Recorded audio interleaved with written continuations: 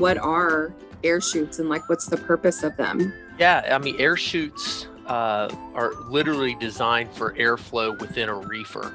So really it just pushes the air evenly throughout the whole entire trailer to keep constant temp of your reefer load.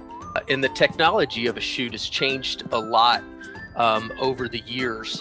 When I first got into the trailer industry, chutes were very stagnant and easily prone to tearing because of a forklift, getting a trailer loaded.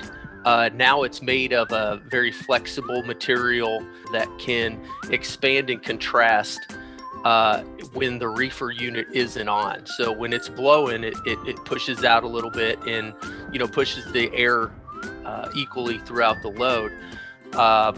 What helps is at the end of the chute, there's made of a mesh material that is helps with snagging and pulling that chute down.